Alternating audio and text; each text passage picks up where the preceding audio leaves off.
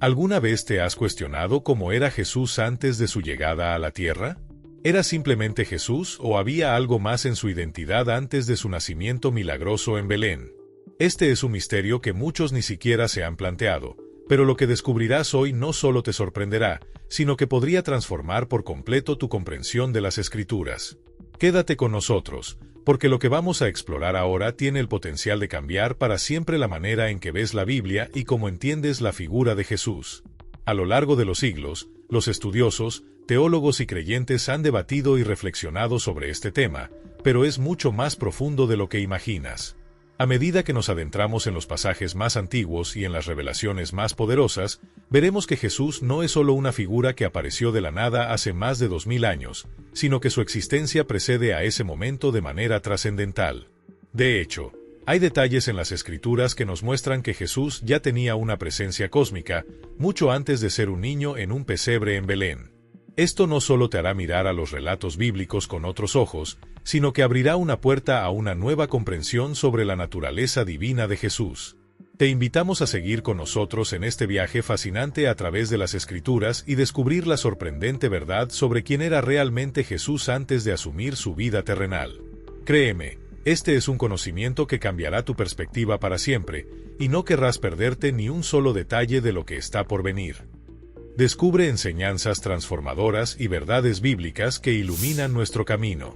Suscríbete y dale like para ayudarnos a compartir este mensaje con más personas. A lo largo de la historia, se han planteado muchas preguntas sobre Jesús. ¿De dónde vino realmente? ¿Cuánto tiempo ha existido? ¿Qué hacía antes de su aparición en la tierra? Sabemos que Jesús mismo abordó algunos de estos temas, pero la respuesta completa se encuentra en las profundidades de las Escrituras. La Biblia nos da pistas fascinantes, pero para comprender realmente quién era y qué papel desempeñaba antes de su llegada a Belén, necesitamos profundizar un poco más en los textos sagrados. Empecemos por lo básico: el nombre de Jesús. Proviene del griego Yesous, que a su vez se deriva del hebreo Yeshua, el cual tiene un significado profundo y revelador: el Señor es salvación. Pero lo que muchos no saben es que la existencia de Jesús no comenzó en la humilde noche de Belén. La Biblia, en varios pasajes, nos revela que Él existió mucho antes de nacer como un bebé en ese pesebre. Y aquí es donde surge una de las preguntas más intrigantes: ¿cómo se llamaba Jesús antes de esa época? Si ya existía antes de la encarnación, ¿qué nombre tenía en el reino celestial, en la eternidad? Esta cuestión abre una puerta a una perspectiva completamente nueva, que podría hacer que todo lo que conocemos sobre Jesús tome un giro radical. Así que, antes de continuar, es fundamental que nos sumerjamos en lo que las Escrituras dicen sobre su naturaleza eterna, esa existencia preterrenal que no comenzó en el momento de su nacimiento, sino mucho antes. Este es un misterio que pocos se han detenido a explorar en detalle, pero la respuesta está oculta en las mismas páginas de la Biblia. En aquel entonces, no solo había un nombre para Él, en realidad, existían tres. Y si decides quedarte con nosotros hasta el final, te revelaremos exactamente qué hacía Jesús en ese momento trascendental. En el Evangelio de Juan, se dice: en el principio era el Verbo, y el Verbo estaba con Dios, y el Verbo era Dios. Este estaba en el principio con Dios. Todas las cosas fueron hechas por Él, y sin Él nada de lo que ha sido hecho fue hecho. Aquí, el Verbo se refiere directamente a Jesús, pero surge una pregunta importante: ¿por qué llamarlo el Verbo? ¿Qué significa realmente este título? Y aquí es donde las cosas se ponen realmente fascinantes. En tiempos antiguos, los nombres no eran meras etiquetas, tenían un significado profundo, cargado de simbolismo. Un nombre representaba mucho más que una simple forma de identificación, era un reflejo de la esencia misma de quien lo llevaba. Así, cuando la Biblia se refiere a Jesús como el Verbo, está haciendo mucho más que darle un título, está describiendo su rol fundamental en la creación misma. El Verbo no es solo una palabra cualquiera, es una forma de expresar que Él era la voz, la comunicación eterna de Dios, a través de la cual todo fue creado. En la antigüedad, la palabra era considerada un poder creador, y Jesús, como el Verbo, personifica ese poder divino. La profundización en este concepto puede cambiar por completo nuestra comprensión de quién era Jesús antes de su encarnación, desafiando las ideas tradicionales y abriendo nuevos caminos de reflexión. Los nombres en la antigüedad no solo identificaban, sino que también revelaban la identidad, el propósito y el destino de una persona. De manera similar, cuando se menciona que Jesús es el Verbo, se nos está hablando no solo de su nombre, sino de su función central, revelar la verdad de Dios a la humanidad. Pero, sorprendentemente, hay mucho más en este concepto, un significado mucho más profundo que debemos explorar. La palabra verbo en este contexto lleva consigo una carga teológica compleja y fascinante. En el Nuevo Testamento se utilizan dos términos griegos para describir este verbo, rema y logos. Ambos conceptos son cruciales para comprender el rol de Jesús, pero cada uno de ellos tiene una dimensión distinta. Rema se refiere comúnmente a una palabra hablada, una declaración directa, como cuando el ángel le anunció a María que concebiría al Hijo de Dios. Su respuesta, hágase en mí según tu palabra, refleja esta promesa hablada, algo que tiene un principio y un fin, y que se concreta a través de un acto de fe. Es una verdad en su forma más simple, una promesa de Dios pronunciada, que se lleva a cabo en un momento específico. Sin embargo, logos es mucho más que eso. No se trata solo de una palabra aislada. Logos es el mensaje mismo, el principio eterno y divino que da sentido a toda la creación. Es la expresión viva de la voluntad de Dios, el plan divino en forma de palabra que precede a todas las cosas. En la tradición filosófica griega, logos representaba la razón universal, el principio que ordena y da coherencia al cosmos. Cuando la Biblia se refiere a Jesús como el logos, está diciendo algo aún más asombroso, que Él no solo comunica a Dios a los seres humanos, sino que Él mismo es el mensaje divino, la razón misma detrás de todo lo que existe. Jesús, como logos, no solo trae una palabra de Dios, sino que Él es la palabra que sostiene y da vida a toda la creación. Todo esto culmina en un plan grandioso y perfecto, un plan que se revela en cada una de las palabras escritas en las Escrituras. Es la palabra que Juan utiliza al comenzar su Evangelio: en el principio era el Logos, y el Logos estaba con Dios, y el Logos era Dios.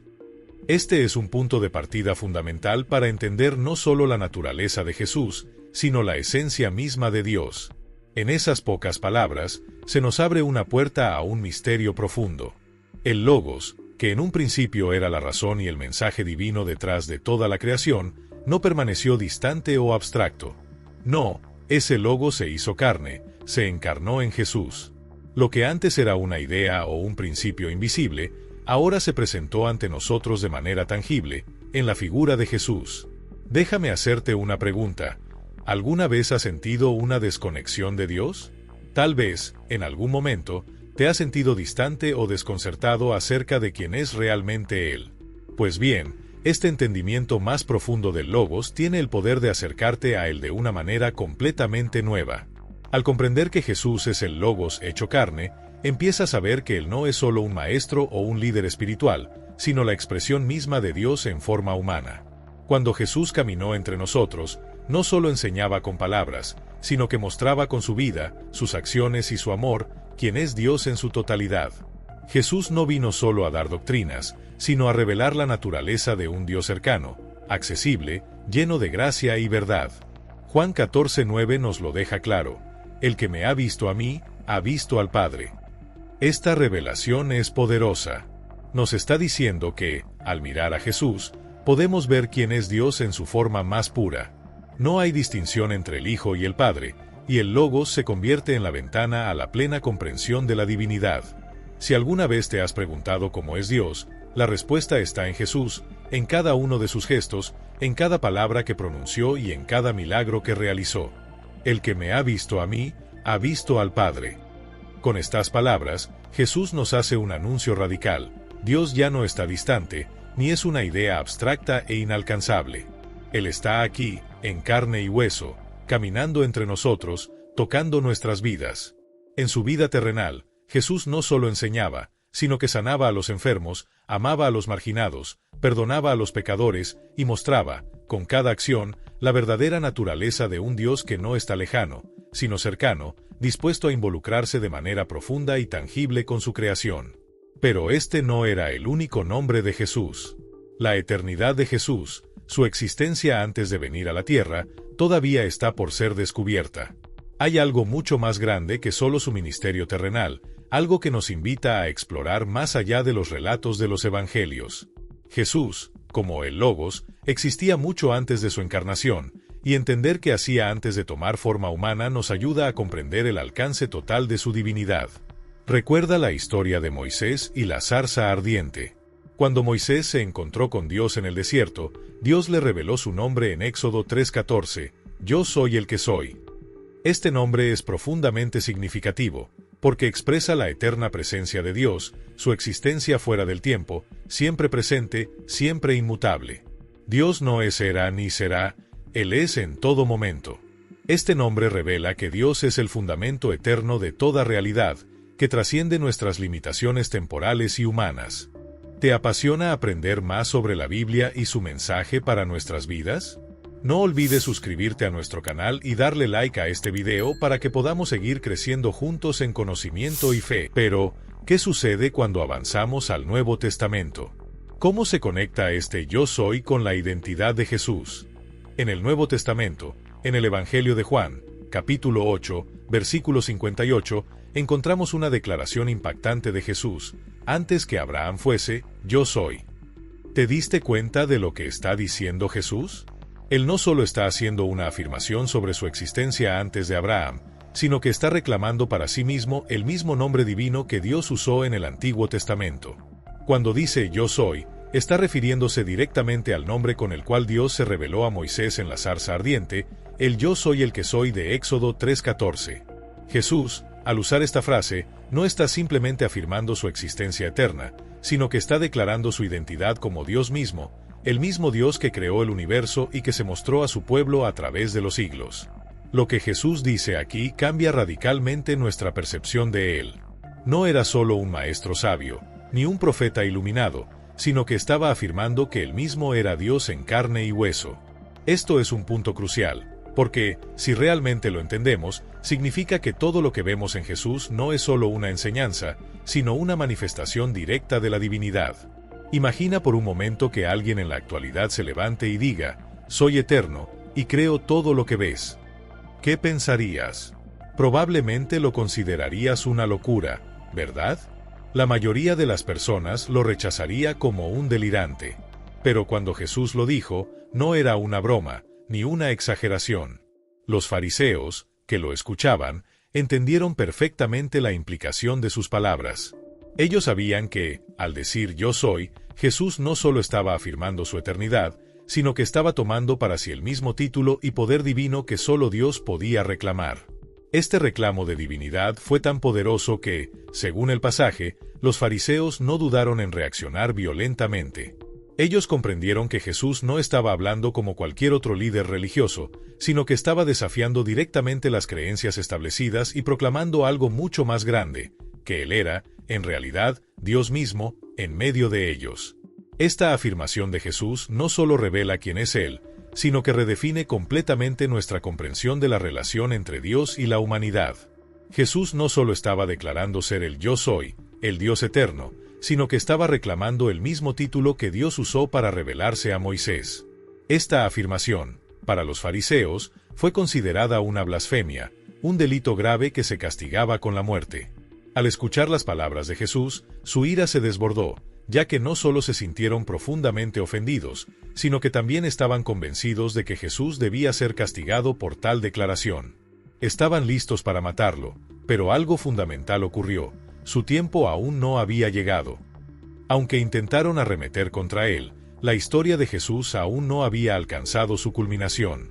Sin embargo, cuando finalmente llegó el momento, Jesús entregó su vida de manera voluntaria en la cruz. Al hacerlo, no solo demostró su identidad como el yo soy eterno, sino que también cumplió su misión como el Salvador del mundo. Pero incluso esta afirmación de yo soy no cuenta toda la historia de su identidad. A lo largo del Antiguo Testamento, existen varias misteriosas apariciones de alguien llamado el Ángel del Señor. Aquí es donde la trama se vuelve aún más fascinante.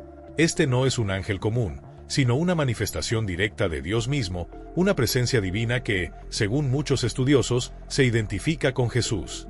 Estas apariciones no solo apuntan a la presencia de Jesús en el Antiguo Testamento, sino que también resaltan su rol multifacético como Salvador, Rey y el cumplimiento de las promesas divinas. La revelación de Yo Soy adquiere un significado aún más profundo cuando se conecta con el ángel del Señor, quien en muchos casos habla y actúa con la autoridad de Dios, prefigurando el papel de Jesús en la historia de la salvación. Volvamos a la historia de Moisés y la zarza ardiente. En Éxodo 3:14, Dios se revela a Moisés diciendo, Yo soy el que soy. Esta declaración es mucho más que una simple descripción de la existencia de Dios, es una afirmación radical sobre su autoexistencia, su eternidad, su naturaleza inmutable. Este Yo Soy establece la identidad de Dios como un ser que no tiene principio ni fin, fuera de los límites del tiempo humano. Siglos más tarde, en el Nuevo Testamento, Jesús hace una afirmación igualmente poderosa en Juan 8:58, antes que Abraham fuese, yo soy. Al decir esto, no solo se identifica con el Dios del Antiguo Testamento, sino que también declara su eternidad y preexistencia, haciendo claro que Él, como el Yo Soy, es el mismo Dios que se reveló a Moisés, pero en una nueva manifestación.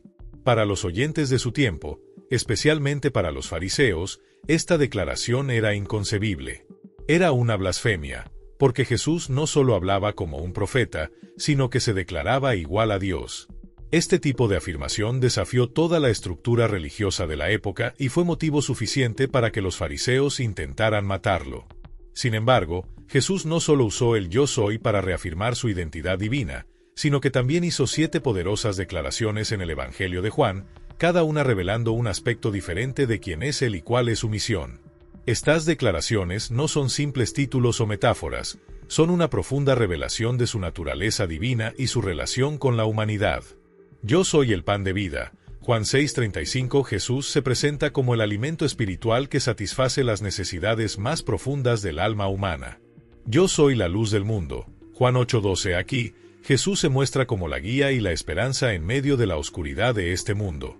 Yo soy la puerta de las ovejas. Juan 10:7 se describe a sí mismo como el acceso seguro al redil de Dios, el único camino hacia la salvación y la protección eterna. Yo soy el buen pastor. Juan 10:11. Jesús se presenta como aquel que da su vida por las ovejas, demostrando su amor sacrificial y cuidado incondicional por su pueblo. Yo soy la resurrección y la vida. Juan 11:25. Aquí, Jesús demuestra su poder sobre la muerte y promete vida eterna a todos los que creen en Él.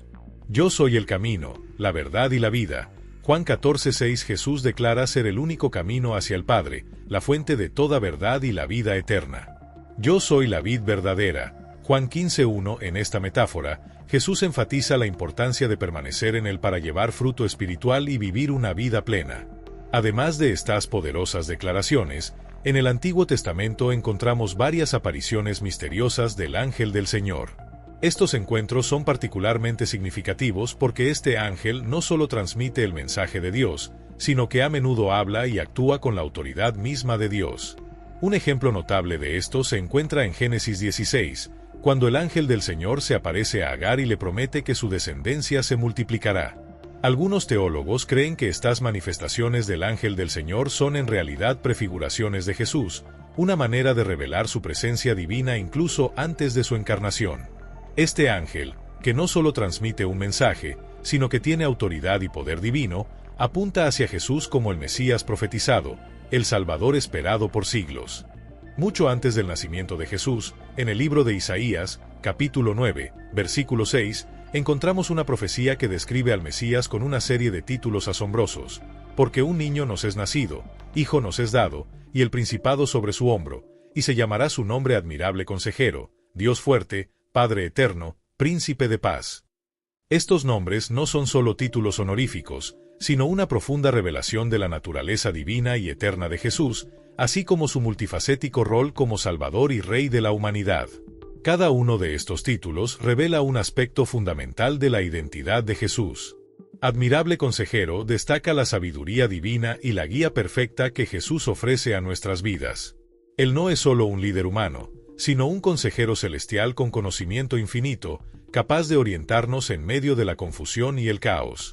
Dios Fuerte subraya la potencia ilimitada de Jesús, su omnipotencia que trasciende todo lo imaginable. Este título refleja su capacidad para obrar milagros, sanar enfermedades, calmar tempestades y, lo más importante, ofrecer salvación eterna. Padre Eterno no solo alude a su eterna existencia, sino también a su amoroso y cuidadoso rol como guía paternal. En Jesús, encontramos la paternidad divina, el refugio eterno para todos los que buscan su protección. Finalmente, Príncipe de Paz resalta el propósito primordial de Jesús: traer paz no solo entre Dios y la humanidad, sino una paz interna, profunda y duradera, que solo Él puede ofrecer. A través de estos títulos, Isaías nos da una visión panorámica del ser multifacético de Jesús, tanto un Salvador cercano, lleno de amor y sabiduría, como un Rey eterno, poderoso y digno de alabanza. Pero hay un aspecto más en la vida de Jesús que está lleno de revelación: la oración profunda que encontramos en el Evangelio de Juan, capítulo 17. Esta no es una oración común, es un momento único y trascendental en el cual Jesús, antes de su sacrificio, se dirige a su Padre Celestial, revelando la relación eterna que siempre existió entre ellos. En esta oración, Jesús no pide glorificación de manera egoísta, sino que su deseo de ser glorificado está directamente relacionado con la glorificación del Padre. En Juan 17, 1-5, Jesús dice: Padre, ha llegado la hora, glorifica a tu Hijo para que tu Hijo te glorifique a ti, así como le has dado autoridad sobre toda carne, para que dé vida eterna a todos los que le has dado. Y esta es la vida eterna, que te conozcan a ti, el único Dios verdadero, y a Jesucristo, a quien has enviado. Yo te he glorificado en la tierra, he acabado la obra que me diste que hiciera. Ahora, Padre, glorifícate tú al lado tuyo, con la gloria que tuve contigo antes que el mundo fuese. Esta oración revela la gloria compartida entre el Padre y el Hijo, una gloria que existió antes de la creación del mundo. Aquí, Jesús no es simplemente un ser humano pidiendo reconocimiento. Él está mostrando que, desde la eternidad, ha sido uno con el Padre, siempre presente y activo en el plan divino. Las apariciones del ángel del Señor en el Antiguo Testamento, como las que se encuentran en el libro de Jueces, también nos ofrecen una visión fascinante de la presencia activa de Jesús antes de su encarnación. Explora con nosotros las maravillas de la palabra de Dios. Suscríbete a nuestro canal y activa la campanita para no perderte ningún contenido que edificará tu vida. Un claro ejemplo es cuando el ángel del Señor se aparece a Gedeón para llamarlo a liberar a Israel de la opresión madianita. Este ángel del Señor no es simplemente un mensajero divino, sino alguien que habla y actúa con la autoridad de Dios mismo, lo que muchos estudiosos interpretan como una manifestación temprana de Jesús, quien ya estaba participando en la historia de Israel mucho antes de su nacimiento en Belén. Otro aspecto asombroso de la eternidad de Jesús lo encontramos en la creación. En su carta a los Colosenses, capítulo 1, versículos 16 y 17, el apóstol Pablo escribe: Porque en él fueron creadas todas las cosas, las que hay en los cielos y las que hay en la tierra, visibles e invisibles, sean tronos, sean dominios, sean principados, sean potestades. Todo fue creado por él y para él. Y él es antes de todas las cosas, y todas las cosas en él subsisten. Esta afirmación revela que Jesús no solo estuvo presente en la creación, sino que fue el agente a través del cual todo lo creado vino a la existencia. Su participación activa en la creación subraya su divinidad, mostrando que Él no es una creación, sino el Creador mismo, desde el principio de los tiempos. La gloria celestial de Jesús, su majestuosidad eterna, también es retratada en el libro de Apocalipsis. En Apocalipsis 1, 16-17, Juan describe la visión de Jesús en su glorificado estado. En su mano derecha tenía 7 estrellas, y de su boca salía una espada aguda de 2 filos, y su rostro era como el sol cuando resplandece en su fuerza. Y cuando le vi, caí como muerto a sus pies. Y él puso su mano derecha sobre mí, diciéndome: No temas, yo soy el primero y el último. Esta visión resalta la majestad de Jesús, revelando que, aunque se humilló al tomar forma humana, su esencia divina y su gloria celestial permanecen inalteradas. Jesús es eterno, poderoso, y su esencia sigue siendo la de un Rey glorioso, por encima de todo el universo. Finalmente, el misterio del Verbo encarnado, como se presenta en el Evangelio de Juan, comienza con una declaración que es profunda y reveladora. En el principio era el Verbo, y el Verbo era con Dios, y el Verbo era Dios. Juan 1:1. Esta declaración no solo afirma la divinidad de Jesús, sino que también establece su existencia desde antes de la creación del mundo. El Verbo, que se hizo carne en Jesús, es el mismo principio divino que estuvo con Dios desde siempre, participando activamente en la creación del universo. Esta introducción al Evangelio de Juan nos lleva a entender que Jesús no es simplemente una figura histórica, sino que es la manifestación de Dios mismo en la tierra, el Verbo eterno hecho carne para traer salvación a la humanidad. El Evangelio de Juan continúa revelando la profunda naturaleza de Jesús como el Verbo eterno hecho carne. En Juan 1:14 se dice, «Y aquel Verbo fue hecho carne, y habitó entre nosotros, y vimos su gloria, gloria como del unigénito del Padre, lleno de gracia y de verdad». Este versículo nos lleva al misterio de la encarnación, el momento en que el Verbo eterno, que existía desde antes de la creación del mundo, se hizo carne en la persona de Jesús. La gloria de Dios, antes inalcanzable y trascendente, se hizo tangible y accesible para la humanidad en la persona de Jesús. Él no solo vino a enseñarnos sobre Dios, sino a mostrarnos la naturaleza divina en su forma más comprensible, un ser humano, lleno de gracia y verdad. Este acto de la encarnación es el centro del plan redentor de Dios, y en la carta a los Hebreos, Jesús se describe como nuestro sumo sacerdote eterno, quien intercede por nosotros ante el Padre. En Hebreos 4, 14-16 leemos, «Por tanto, teniendo un gran sumo sacerdote que traspasó los cielos, Jesús el Hijo de Dios, retengamos nuestra profesión. Porque no tenemos un sumo sacerdote que no pueda compadecerse de nuestras debilidades, sino uno que fue tentado en todo según nuestra semejanza, pero sin pecado. Acerquémonos, pues, confiadamente al trono de la gracia, para alcanzar misericordia y hallar gracia para el oportuno socorro». Este pasaje resalta la compasión de Jesús, quien no solo entiende nuestras luchas y debilidades humanas, sino que, al ser un sumo sacerdote perfecto y sin pecado, ofrece gracia, perdón y misericordia cuando más lo necesitamos. En cuanto a su relación con Dios, es fundamental entender la doctrina de la Trinidad. Aunque la Trinidad puede resultar un concepto complejo, es esencial para comprender el papel de Jesús en el plan divino. Jesús, como la segunda persona de la Trinidad, comparte una relación eterna e inseparable con el Padre y el Espíritu Santo. Este vínculo se manifiesta en pasajes clave del Nuevo Testamento, como en Mateo 28:19, donde Jesús instruye a sus discípulos, «Por tanto, id y haced discípulos a todas las naciones, bautizándolos en el nombre del Padre, y del Hijo, y del Espíritu Santo». Aquí, la unidad de la Trinidad se presenta de manera clara, revelando la colaboración divina en la obra de la salvación. Antes de su encarnación, Jesús ya estaba plenamente involucrado en el plan redentor de Dios. En Génesis 3:15, desde el principio, Dios hizo una promesa, «Y pondré enemistad entre ti y la mujer, y entre tu simiente y la simiente suya, ésta te herirá en la cabeza, y tú le herirás en el calcañar». Esta promesa de la simiente de la mujer que derrotaría a la serpiente es vista como la primera referencia al plan de redención que culminaría en la vida, muerte y resurrección de Jesús. A lo largo de toda la historia bíblica, vemos un hilo conductor de redención que conecta las promesas de Dios en el Antiguo Testamento con su cumplimiento en la obra redentora de Jesús. La segunda venida de Jesús también ocupa un lugar central en la esperanza cristiana. En Apocalipsis 22:12, Jesús declara, «He aquí, yo vengo pronto, y mi galardón conmigo, para recompensar a cada uno según sea su obra». Esta promesa no solo ofrece una esperanza futura, sino que también motiva a los creyentes a vivir con fidelidad y expectativa. La segunda venida de Jesús marcará la culminación de la historia humana, cuando Él regresará para juzgar a los vivos y a los muertos, estableciendo su reino eterno y trayendo la restauración definitiva a la creación. La eternidad de Jesús es una de las enseñanzas más poderosas de la Biblia. En Hebreos 1:1-3 leemos, «Dios, habiendo hablado muchas veces y de muchas maneras en otro tiempo a los padres por los profetas, en estos postreros días nos ha hablado por el Hijo, a quien constituyó heredero de todo, y por quien asimismo hizo el universo, el cual, siendo el resplandor de su gloria, y la imagen misma de su sustancia, y quien sustenta todas las cosas con la palabra de su poder, habiendo efectuado la purificación de nuestros pecados por medio de sí mismo, se sentó a la diestra de la majestad en las alturas».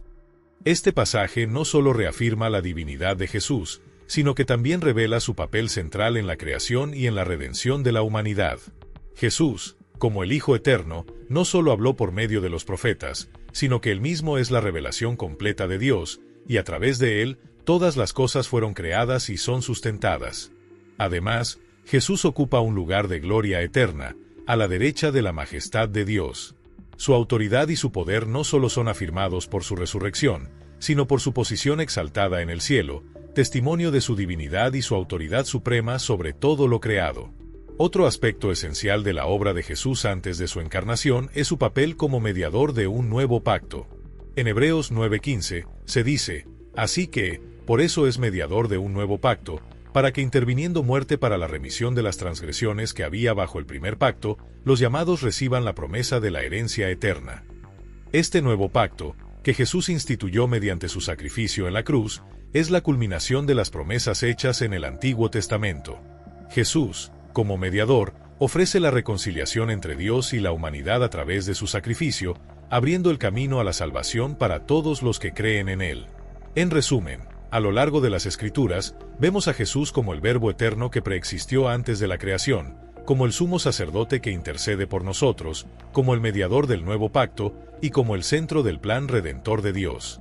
Su preexistencia, su eternidad y su obra redentora son esenciales para comprender quién es Jesús y cuál es su papel en la salvación de la humanidad.